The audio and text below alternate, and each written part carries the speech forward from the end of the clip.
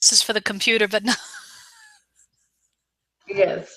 So good morning, everyone, and welcome to Hangout with Coach Carrie. This is episode 63. Who'd have thought I'd have 63 episodes up and running and all for you to enjoy at hangoutwithcoachcarrie.com. For those of you who are listening to this on audio, Carrie is spelled Kerry. And for those of you who are watching this in a video, you'll see right down below, you can see it spelled that way, Kerry. So today I have an expert interview, and I'm really excited to have Dr. Karen Jacobson, Dr. J, as she is known to people who love and follow her. She's my expert today, and we're talking about how to use the language of success and how the words we use and all of that really can make a difference in terms of our success. So as you know, on my episodes, we've had lots of practical things on time management strategies and strategic planning and marketing. And what I know after my 18 years coaching people just like you, solo entrepreneurs, small business owners, that the language you use and what goes on between your ears is as important as all of the how-to practical things. So let me just tell you a little bit about my speaker, and I'm going to have to put my glasses on to be able to do that, and then I'm going to have her tell us a little bit more about herself. So Dr. Karen Jacobson calls herself a high-performance strategist, wellness expert, speaker, and author.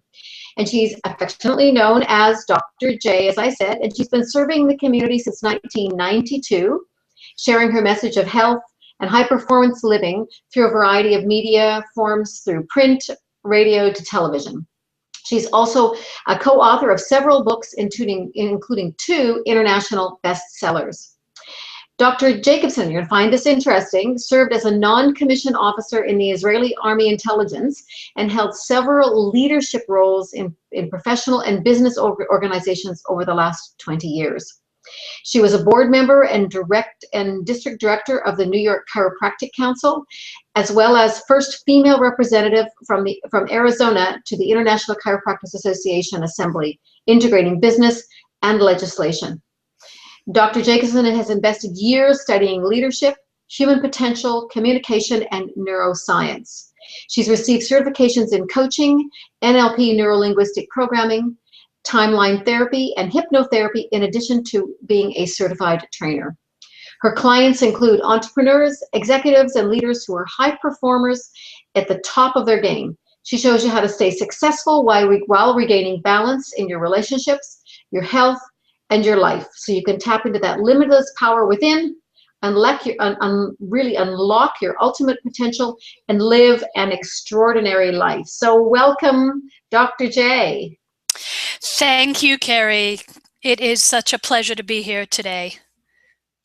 Well, I'm so looking forward to you sharing with my audience what it is that really, how language can affect that piece of success. So give us a little bit of background on why language is so important. So it all starts when I got on a big jumbo jet, one of those 747s, and my mom and my sister, we went to meet my brothers and my dad, who were living overseas in Israel. We had the family started the migration. The boys had moved a couple of months ahead of us, and then made arrangements for us to come over. And here I go. I'm 6 years old. I show up in a foreign land with no ability to communicate with anyone but my family. And that was really the first time that I had to come to an understanding that without language, without communication, I can't create connections. So in all honesty, the second half of my kindergarten year was a little bit of a blur for me, because there was absolutely no language, no communication. And I had a cousin who is the same age of me. And in order for us to start communicating, she had a few words in English, but a lot of our communication was through gestures, through body language, through, that as we would, run around and play in the neighborhood. And I really started to understand the value of being able to interact and understand other people. And so that's really where my journey had started. We then moved to Haifa, which is in the northern part of Israel, and there were a number of American-speaking kids. There were about 3 families from the States and 1 family from England. And while all the parents, spoke to us in English, because that was for all of us our mother tongue, here we all went to school and had to learn another language. So I even remember we had this really interesting name. We call it Ingru, which was half English, half Hebrew. Like people are here, talk about Spanglish. And just watch that transformation. And as our vocabulary had increased, we had the ability to connect more with the people and the kids around us. But originally, that being so different, really as a 6-year-old, left that impression on me of how powerful language is. Wow. Yeah. What an amazing story, and what an experience for you to have gone through that. So tell me about the conscious connection, excuse me, and communication in the marketplace. How that works in terms of the business world now, how you've kind of leapfrogged that up to where we are today. Well, even when people speak English, that doesn't mean that when we communicate, we connect. And the concept of connection, the concept of really understanding, is to be able to speak that other person's language. And that's where that story comes from. I experienced that throughout the years in different areas, whether it was, I was on a trip years ago, about 20 years ago, I was in Europe.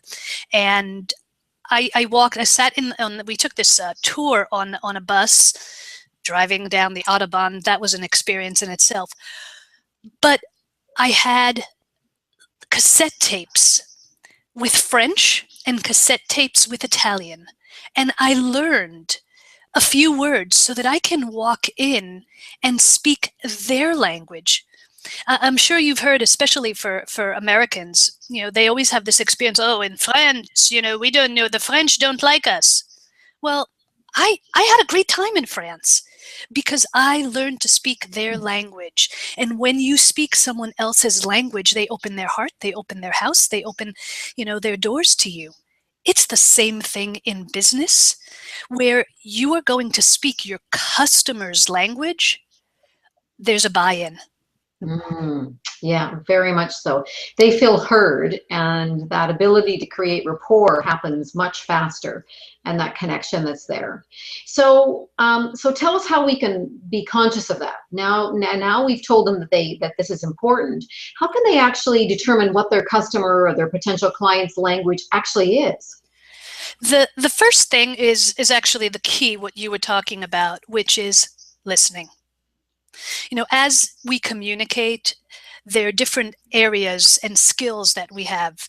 They're either visual learners, they're auditory learners, they're kinesthetic learners. In other words, they're people who have to see things, and people who have to hear things, and people who are feelers. When I present as an example in front of a group, I'll use in my vocabulary, and I'll use visual aids that will encompass all 3 types of learning, because that's how you can reach a broader audience. By the same token, if you're, let's do something really simple. Let's play with, when was the last time you went into a store and bought yourself something that you wanted? 2 days ago. 2 days ago, what did you buy? A pair of shoes. I knew it. I knew it. It's us ladies with the shoes. Yeah. So when you went into the store, what was the first thing that you did? The first thing I did was I looked at the display that was right in front of me. Okay, because it was there, and then a salesperson came up to me and said, "Hi, how can I help you?" And I said, "I'm here to have a look at a pair of shoes, or look at some shoes." So when you walked up and you saw some of the shoes. So you probably picked 1 or 2 pairs that looked attractive to you. Yes. So you walk over to the shoes, and what was the next step that you took? Then she asked me, would she like me to put them aside? And I said, well, yeah, sure, maybe one of those, but I'm going to have a look around the rest of the store. So you had to look at maybe 3, 4 different types of shoes, right, before you made the decision. After you picked those 3 or 4 shoes, what was the next step? Did you pick them up? Oh, absolutely. I mean, in fact, while I was looking at them, I picked them up because I wanted to see what they looked like, their weight of them, kind of what they would look like from different angles. So absolutely. And you actually had to feel them, didn't you? Oh, yes. Yeah, Okay. Did you try them on? of course. Yes, Okay, so now you had what, 3 or 4 different pairs of shoes? I did. So you looked at them and then you had to feel them, you tried them on. Then how many did you buy? One. It was the Okay, only pair that actually fit, but it was my favorite pair anyway. so they're the ones that felt the best. Yes. Was there any other determination? Did you ask somebody for an opinion? Did you check out the price? Oh, all of those things. In fact, one of the sales clerks had the same shoes on, and she was telling me how she, because they have the ability to sort of alter them a little bit, and I thought, oh, that's a great idea. So they had a little an ankle strap that actually could be taken out. So I took the ankle strap out and walked around with them to see how they'd stay on my feet without the ankle strap on. Okay. So now as an example, if we're going to go to a purchase, your first step you took was you had to look. Mhm. Okay. The second thing is you had to feel, and then you needed some more information. And after that, you actually got maybe a little bit of a second opinion. Yeah, oh, yes, yeah. And then you just reached into your purse, took out the credit card. Oh, I walked around them a little bit more. I had to go and have a look just to make sure these were the right ones, but you know, and I asked for everyone else's opinion. But then, yeah, probably start to finish, it was about 45 minutes. Okay. Now, if I gave you a brochure that gave you the design and told you about the materials and how they were made, and would that really interest you? No, because I wouldn't know if they fit on my foot, Right, and I wouldn't see how they would look. Yeah, because that's not how you buy. So right. someone like you have to take a look, you have to feel them, and then you get a secondary opinion, from the outside. Do they look good on me? Do I look good in them? And then you go and purchase. If I was going to come and sell you, as an example, a house, I would show you some pictures of houses and then let you pick maybe the top 3 or 4 that you liked, and then we would go for a tour. I would never just hand you a brochure with the data and the information, because you're not that type of a buyer. Right. So I just learned your buying strategy with a simple conversation. Mm, And that's how I can sell to you. Because then it's really not a sales, it's an offering. right. Absolutely. So let's take an example. Let's take a person who's listening to this. They happen to be let's say a graphic designer, for an example, and they have a potential client who's come to them to find out about, you know, what they might do, and can they help them with their branding, for an example. Give me an example of the line of questioning that graphic designer would do with that potential client to really uncover what their buying style is. So the first thing is, as we mentioned before, we have to create that connection, that rapport.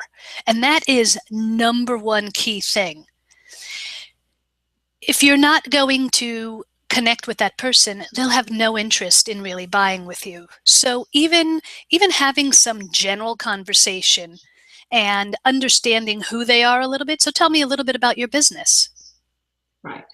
And Yeah. then you're listening to them. Now you listen to their cues, because you can listen in their words. When I use words, well, usually I like to see things such as, and, to me it looks like, or I can visualize such and such. You know that in my language, I'm a visual learner. Now, if I told you that, well, I usually hear, and it sounds like, and, if you listen, then you know I'm an auditory. Right. So you listen to their language and pick up from their language, you pick up their cues, then you start speaking to them in their language. So let me show you this, and you can see here that this type of idea might fit exactly into what you're looking for. Right. I now just offered you something in the language that you're speaking. Yes. Yeah. So of course, gathering the information is just like in any discovery session. Doesn't matter what type of business you have, but if you're looking for a graphic designer, as an example, and let's say they're looking for a logo, what would you like the logo to say? You know, what type of feeling should it convey? Are there specific colors that you would want to see in it? Should it have specific words with it? Now, when you ask those type of questions, you cover all the different aspects of whether someone is visual, auditory, or kinesthetic, and you just shut up. Right. Yeah. You wait for them to answer. And based on their answer, you have the ability to ask your next series of questions. Yeah. Yeah. So, Dr. J, what I'm really hearing in this situation is, unfortunately, a lot of times when the person's front and center with a potential client or customer, they're thinking so much in their mind about what they're next going to say that they aren't actively listening and looking for those clues. And so what I hear you saying, it's really important that we have to set aside our agenda in terms of what we have to get out. I know we've all been around people who you can just tell them they're really not listening to us. They're just waiting for that opportunity. And of course that breaks rapport as well. So when we're in a situation with that, is it really to listen, like put our own agenda aside and listen for those clues. And then when we're listening that actively as well, how does the person how does that person feel in that situation? I'm going to assume that they feel that they're heard, but tell me a little bit more from an NLP standpoint. So I love that question, because when you brought up the words active listening, that's one of the things that I talk about in one of my programs, which is putting the rap in rapport, because it talks about creating the relationship, it talks about active listening, and then about presenting an offer. That aspect of active listening, when someone really hears you, you feel validated, you feel important, you feel that whatever they did, they again, there's nothing greater than really feeling heard. And when you can add on things, well, if I hear you correctly, Carrie, you just said their name. I mean, we all know the most important word for us to hear is the sound of our own name, because we don't say it all the time unless we introduce ourselves to other people. But when someone else says your name, again, when you elevate somebody, then you just brought them in and you increased the level of rapport. And as long as you have the right offering presented to answer their problems, again, it's an offering, not a sale. They're happy to use your services because of the fact that you are answering their questions. Yeah. And I know we all have that experience. I mean, even my story about buying shoes, there were 3 salespeople in there, and they were busy. It was a busy store, but at some point, all 3 of them came around and actually had a conversation with me. So I felt very cared for and important. And then the owner of the store, who I know I wasn't expecting to see her, came in and we saw each other, and of course called each other by name. So of course I feel heard, I feel validated. There wasn't a chance I was going to leave the store without buying at least 1 pair of shoes, right? Because of that experience. So go ahead. And that's important, because part of our human needs is there are a couple of things that are in the top 6 human needs, and a lot of work that Tony Robbins does. There is a need to feel significant, and there is a need to feel connection and love. And what you described, obviously to you, are 2 of your top needs, and they got fulfilled by people walking up to you and making you feel warmed and accepted and loved and significant all at the same time. And so we operate based on our needs, and therefore that is easy to take the next step in creating relationships, in closing, closing connections, creating sales. because when you can not only speak to somebody in their language, but fulfill their needs on multiple levels, not just the lower level where looking for a pair of shoes, but you were validated, you felt significant and loved, then again, for you, it's an easy deal. Mm-hmm. Yeah, yeah, very much so. And I even think of it in my own situation where someone will come to me and to want to talk about coaching, doing the one-on-one work I do with clients. And sometimes people will say this statement to me, and they say, "Well, how can you help me?" And it's interesting because I don't know. And that's the truth, because until I've actually had a conversation with them and found out what their challenges are or opportunities that they want to explore, I can't help them. And that comes from a place of really not understanding how that we need to understand each other. So what I'm hearing you say, in order for me to really connect with that person even deeper, is to really go into a lot of inquiry about them and listen for those clues as to whether they're an auditory, visual, or kinesthetic. And so what other tips, what other things in active listening can people be looking for? Because obviously we all in business are looking for new people to work with, or new people to buy our products, or to continue to grow our business. So we're going to be interacting with people all the time. So in addition to hearing those words that are I see, or I hear, or I feel, in some context of that, what other things can they be listening for? A real important thing is to meet someone with where they're at in life and where they're at in their personality. So as I mentioned earlier, for instance, when I was on my trip in France, I walked up to somebody and spoke to them in my broken French, but I really tried. And the response was, would English be better? And I said, of course. That was a lot easier, but they took a step towards me once I took a step towards them, and that's part of building a relationship.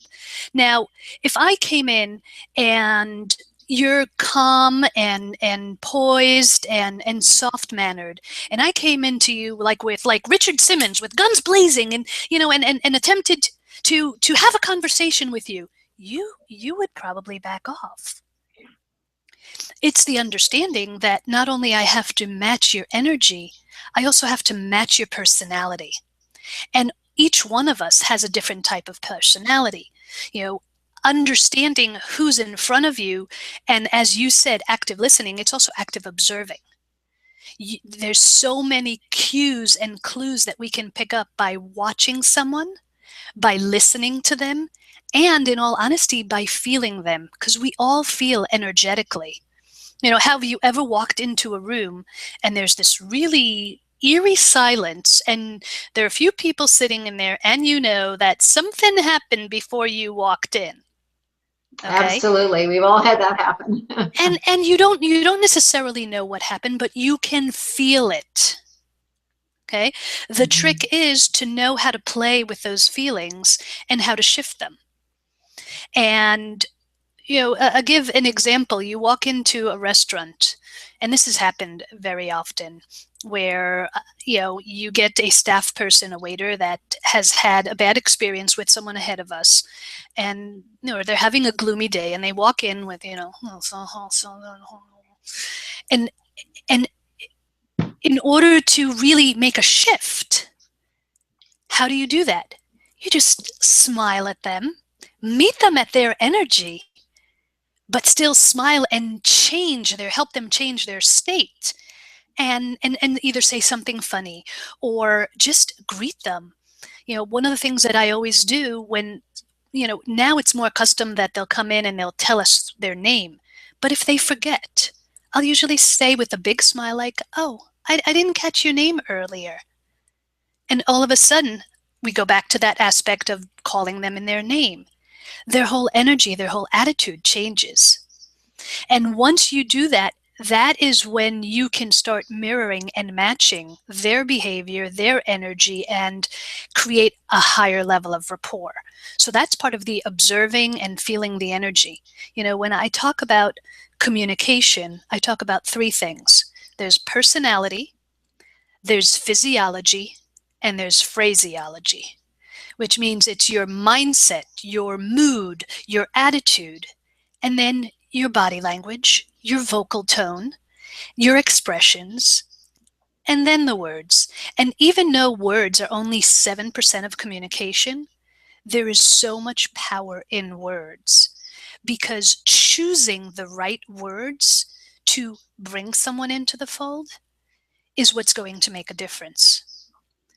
Hmm. So even though it's not, it's one of the lower percentages in terms of communication, words do matter. You know, I'm sure you've grown up with the same thing that I have said. Well, sticks and stones can break your bones, but words can never hurt you.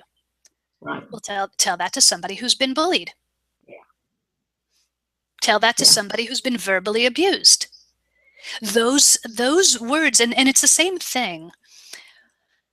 You know, when I work with entrepreneurs, whether it's in group or one-on-one, one of the things that I really pay attention to in my programs is how they're speaking about themselves and others. And I've heard so many people that are used to putting themselves down. And immediately I'll change that, because that type of language, when we put ourselves down, we're going to reflect the same to the world. So it's about communicating compassionately, not just with the outer world, but also with your inner world. You know, the little voices that you have in your head. Oh, I'm stupid. Now, it's very possible that the action was not so bright. And that's okay to say that and to Yeah. learn from it. And how interesting is that we're in an age where we've learned how to communicate that to our children, but we still don't necessarily do that with ourselves. You know, those inner voices are there for a reason. And whereas there is a school of thought and people that say, oh, that little voice, if it's in there and it's talking to you, then just shut it up. My approach is a little different. I look back at, where did that start? Why is that still buzzing in your head? Because every voice that you've heard has an origin.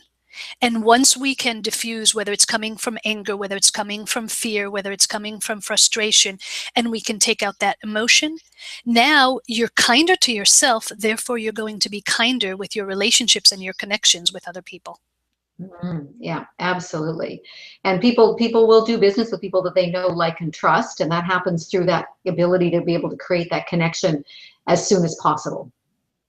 And here's the key thing. You look in the mirror. If you like, know, and trust yourself, then you'll do business with yourself. And if you can say that, then there's a higher likelihood that other people will do business with you as well. Yeah, yeah, absolutely. Because you're going to match that energy with the people as well. You're going to attract them. Absolutely, because our outer world is always the reflection of our inner world. Mm-hmm. And so one of the things that I also recommend to people when we do some of this work is to practice certain things in front of the mirror. So tell me, as we kind of wrap up this episode, why don't you tell us what we should practice in front of the mirror? I think that's a good piece of homework to give all of our audience. So first of all is understanding what are facial expressions, and whether you're speaking on stage, whether you're just at a sales meeting in front of a group of people or with just one person, pay attention to your physiology. And it's everything, especially as an example with women. Whether we speak quickly or we speak slowly, there's a tendency that a lot of women, where when we're speaking in front of an audience, there might be a little nervousness where we'll use our hands an awful lot with every single word that we're saying with. Now, that, especially when I watch videos, that's a horrible distraction. And that actually takes away from credibility. So whether you have if you have a presentation, if you don't have the ability, for instance, to record yourself or tape or video yourself, then do it in front of the mirror as though you're doing it live. It's great practice. And hey, at least you have an audience of one. Absolutely. Yeah. Very good. So the homework for everyone is to practice, whether it's a one-on-one conversation or whether it's actually a speech or a presentation to a group, is to practice it in front of a mirror. If you can't videotape it, just so that you get an opportunity to observe yourself. as well? Absolutely. Another thing that I've noticed, and this is something that I've learned from performance when I've been competing in ballroom. I had an entire lesson for 45 minutes on eye movement and blinking. Because yes, and the question was, how long can you dance without fluttering and without blinking your eyes? And if you blink your eyes, can you just do it subtly without sitting there? I mean, I've seen speakers where their eyes are just like going berserk because, again, it's a nervous habit. Mm-hmm. It's a distraction. Now, there's one other little tip for that mirror is if you're doing incantations or affirmations, start them in front of a mirror. And the reason being is you actually get to see yourself and build more credibility to what you're saying. So that's dealing with the visual as well as the auditory. Exactly. Yeah. Exactly. Very interesting. Well, you've given us some great tips to be able to work on, some practical homework. You've encouraged us to be much more mindful when we are listening so that we're hearing what people are saying. So we're looking for those clues, to watch our physiology and to look at their physiology so we can kind of match them, look at the various personalities. So if a person's speaking quickly, to do that to kind of match and mirror so that they feel heard. All of this is about improving communication. At the end of the day, will obviously improve their bottom line results, of course. So Karen, tell everyone how they can find out more about you and connect with you online. I am all over social media. Again, presence is both in person and online. And everything, whether it's my website, my Facebook page, my Twitter handle, my Pinterest, my Instagram, are all under Dr. Karen Jacobson, and that's with traditional spelling, just like they can see on the lower third. That's actually the website. It's Dr. Karen, Karen Jacobson. And I also have a lot of information both on the communication skills, on the work that I do, as well as a gift for those that might want to take up on the 7 strategies of high performance living. Great, excellent. Well, Karen, I think there's probably a lot we could have you back to do, maybe to talk about those strategies on it. So please do, let's keep this our communication going, because I'm sure my audience would love to hear more from you. So everyone, thank you so much. As you know how to reach me, go to hangoutwithcoachcarrie.com. On Google+, I'm hangoutwithcoachcarrie.com. And on all of my other social media, I'm Carrie Brown Coach. So you can find me there. I look forward to having you as my audience on my next episode. And thank you so much, Dr. J. Today was really great. You've given us some practical tools to be more mindful and to be intentional about the language that we're using. And again, I hope I'll have you back on a future episode. Thank you so much. Thank you. Have a great day. You're welcome. Bye-bye.